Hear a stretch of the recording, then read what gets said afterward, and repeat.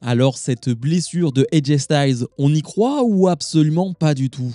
Et bonjour à toutes et à tous, on se retrouve aujourd'hui pour mon récap de SmackDown du 4 octobre 2024. Mais avant de commencer, je rappelle que ce soir à minuit c'est Bad Blood et que ma vidéo pronostic est sortie, donc n'hésitez pas à aller la voir.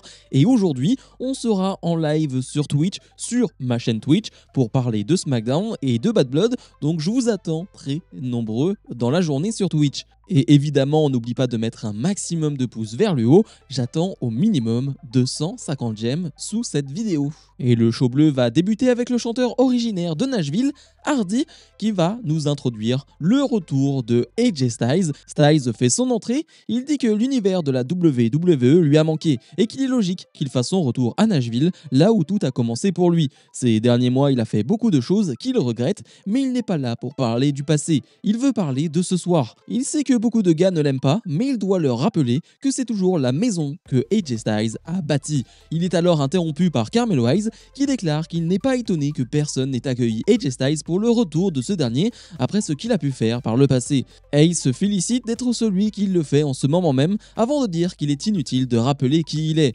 c'est-à-dire celui qui a battu Andrade 3 fois et qu'il a été actif lorsque AJ Styles n'était pas là. Il est surpris de le dire, mais Carmelo Hayes est un grand fan de Styles. Il est sûr que Styles est là pour dire qu'il a signé un nouveau contrat et il le mérite, mais il préfère tout bonnement parler de lui.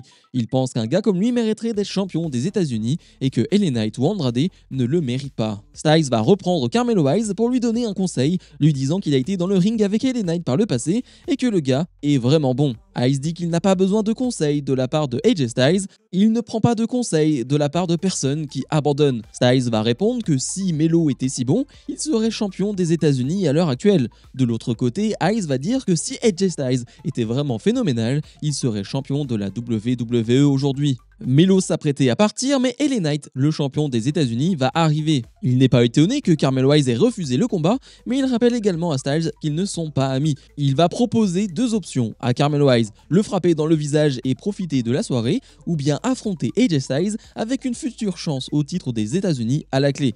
Mais il le prévient, lorsqu'AJ Styles l'aura battu, il entendra tout le monde dire LA Knight, yeah. On est déjà très heureux de voir que AJ Styles est de retour du côté de SmackDown, même s'il a été très mal introduit par ce chanteur qui ne va pas dire que c'est le phénoménal AJ Styles, mais il va l'appeler le phénoménal Forearm, c'est-à-dire c'est le finish de AJ Styles, ce qui ne fait aucun sens de l'appeler comme ça. D'ailleurs, Corey Graves va bien le dire dans la foulée, lui qui commentait ce SmackDown. Mais oui, on est très heureux et je suis content parce qu'il arrive dans la mid-card avec des Melo, avec des LA Knight, avec des Andrade. C'est là où on veut voir AJ Styles dans ce type de combat-là. Et on enchaîne donc avec AJ Styles face à Carmelo Hayes et ça part plutôt très bien, on a de très beaux enchaînements, on a un AJ Styles qui semble dans une shape incroyable comme il l'était il y a quelques mois, il bouge très bien, il arrive bien à contrer Carmelo Hayes, mais un drame va arriver sur une mauvaise réception, il va se blesser au niveau de la jambe, Carmelo Hayes va lui l'attaquer encore et encore sur cette jambe et l'arbitre va décider d'arrêter le match car AJ Styles est blessé à cette jambe. Après le match, on a Carmelo Hayes qui va célébrer, mais LA Knight va lui porter le BFT. Alors, on ne sait toujours pas si actuellement c'est une vraie blessure pour AJ Styles. Moi, j'ai l'impression que ce n'est pas une vraie blessure, ce n'est que mon avis, même si on va nous montrer en backstage ensuite des images où AJ Styles est en béquille et va quitter l'arène en béquille. Je n'y crois pas une seule seconde parce que Carmelo Hayes a continué à attaquer la jambe de AJ Styles après qu'il s'est blessé à cette jambe. Donc moi, je n'y crois pas. Alors, peut-être que je me trompe, peut-être que AJ Styles est réellement blessé, mais selon moi, il ne l'est pas. C'est peut-être parce que je n'ai pas envie qu'il soit blessé, parce qu'il vient de faire son retour et donc je n'ai pas envie d'y croire. On verra bien dans les prochaines heures, je vous retiendrai au courant. Michin fait face à Chelsea Green dans un dumpster match. Concrètement, c'est un match sans disqualification, mais le principe, le but pour remporter ce combat, eh bien, c'est de mettre son adversaire dans cette benne à ordures et de refermer cette benne à ordures. C'est un match de 6-7 minutes et c'était vraiment très divertissant. J'ai beaucoup aimé une nouvelle fois la performance de Michin qui arrive réellement à se connecter avec le public. Il y a une vraie bonne ambiance dans ce match. Alors, on n'a pas de prise extraordinaire, mais on a des bonnes prises. Je pense par exemple au moment où Michin met une poubelle sur la tête de de Chelsea Green, va la positionner au sol et va lui porter une senton. Ça c'est plutôt très cool. Je pense évidemment à Chelsea Green qui va nous porter un peu out of nowhere un Canadian Destroyer. C'est presque dommage qu'elle l'ait porté à ce moment-là parce que le public ne sait pas trop comment réagir, alors qu'il aurait eu un peu plus d'impact avec un enchaînement avant, avec, je ne sais pas, un peu plus de préparation. Je trouve qu'il est peut-être un peu trop out of nowhere justement. Pendant le match, on a la gilet jaune Piper Niven qui va essayer d'aider Chelsea Green, mais elle va se louper dans son intervention et Michin va réussir à reprendre le dessus et va finalement mettre une table au-dessus de cette benne à ordures, va porter une énorme powerbomb, refermer cette benne à ordures et remporter ce combat. Ouais, c'est exactement ce qu'on attendait, ça dure pas hyper longtemps, mais c'était fun, c'était divertissant. Alors on se retrouve toujours avec un plan de Chelsea Green qui est pleine d'ordures sur elle, parce qu'elle est très drôle, tout simplement. Chelsea Green, lorsqu'il faut faire ce genre de plan, ce genre de séquence, elle est tellement parfaite. Bayley fait son entrée. Dans 24 heures, elle aura l'opportunité de redevenir championne et elle ne veut pas perdre de temps. Elle va appeler Nia Jax à la rejoindre sur le ring. Cette dernière vient alors avec Tiffany Stratton. Bayley reproche à la championne de ne pas avoir confiance du symbole du titre qu'elle porte sur son épaule, qu'elle ne réalise pas ce que cela signifie pour beaucoup de catcheuses, et notamment elle. Bayley a grandi en voyant des catcheuses comme Molly Holly, Victoria, Beth Phoenix, Natalia, Trish Stratus ou encore Lita porter cette ceinture et donner l'impression qu'elles n'étaient pas humaines, mais qu'elles étaient plus que cela.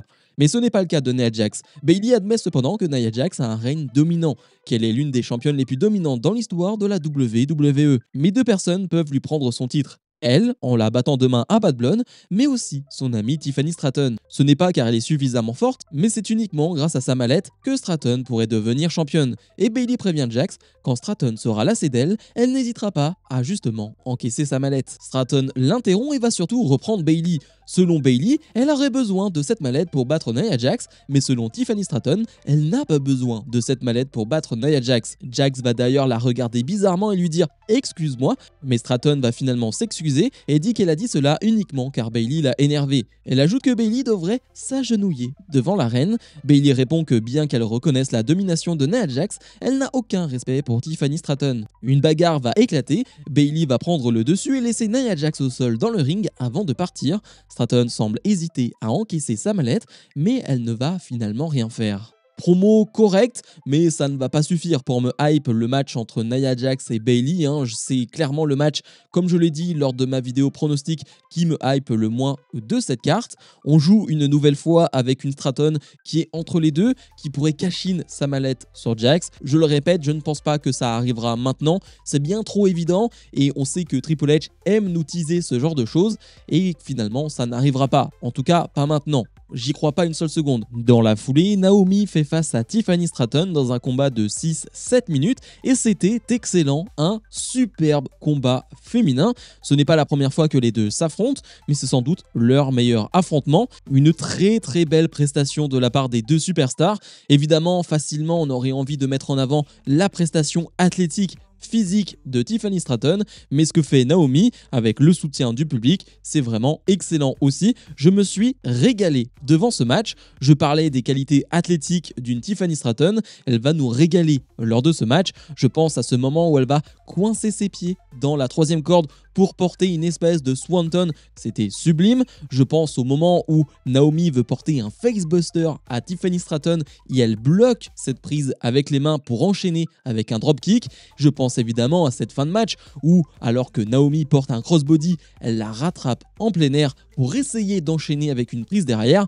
Bref, on a vraiment une très belle prestation de la part de Stratton, bien accompagnée par celle de Naomi. Alors que les deux loupent leur finish en fin de match, Tiffany Stratton va essayer un tombé, mais Naomi va retourner ce tombé et ce tombé sera gagnant. Victoire donc de Naomi, une Tiffany Stratton qui en backstage va encore une fois se faire engueuler par Nia Jax et une Stratton qui ne sourit plus beaucoup. Une Stratton qui se pose énormément de questions. Alors le cash-in, c'est pour demain, je ne pense pas. Donc pour les prochaines semaines, peut-être. Mais en tout cas, encore une fois, on nous le tease.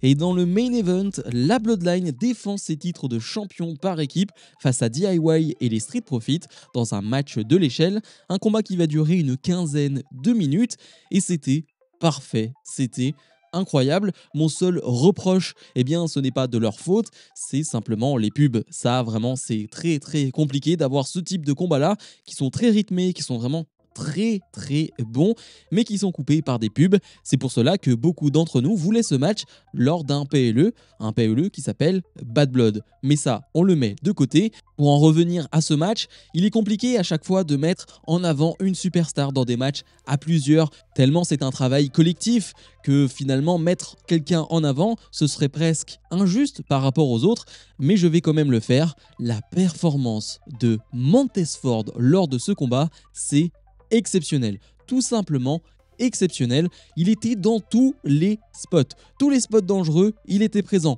Tous les spots à risque, il était présent. Tous les énormes spots de ce combat, il était présent.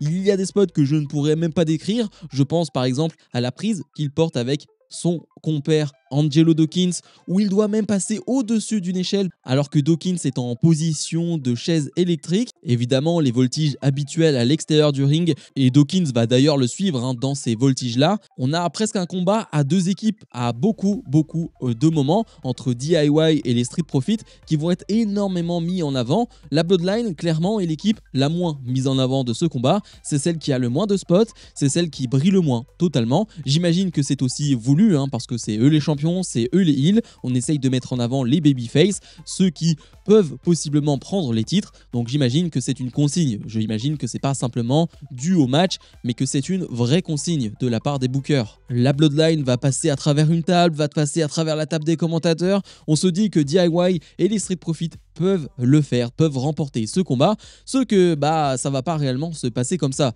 parce que les deux équipes vont s'affronter, vont se battre sur l'échelle, et en tombant de l'échelle, ils vont tous retomber sur des échelles qui étaient posées dans le coin. C'est d'une violence, je n'imagine même pas la douleur. On va avoir Tangaloa qui va monter à l'échelle et récupérer les titres, et donc victoire de la Bloodline qui conserve. J'avais espéré, j'avais cru que c'était l'heure des Street Profits, vu leur performance, vu la manière dont ils étaient mis en avant lors de ce match et la performance de Montez-Ford, j'y ai un peu cru, mais non, on reste avec la Bloodline. Alors c'est pas le scandale de l'année, clairement pas, et on retiendra surtout un match de très grande qualité. Bilan de ce SmackDown, eh bien c'était excellent. On va aller sur un 8,5 de mon côté, simplement les promos que j'ai trouvé correctes mais sans plus. Je pense évidemment à la promo de Styles au début avec Melo et LA Knight, c'était pas mal, mais ensuite la promo entre Bayley et Nia Jax et Stratton, c'était correct mais sans plus, très oubliable. Par contre, si on parle de qualité et de match, là on a été vraiment gâté. Le main event, le Stratton Naomi, les débuts du match entre Styles et Carmelo Hayes, le Michin Chelsea Green que j'ai trouvé très divertissant. Franchement, c'était un très bon SmackDown à ce niveau-là. A noter qu'on a eu une petite vidéo pour nous teaser l'arrivée d'une possible prochaine équipe, les Motor City Machine Gun, qui de base étaient vraiment pour NXT. En tout cas, c'était les rumeurs. On parlait d'une arrivée du côté de NXT.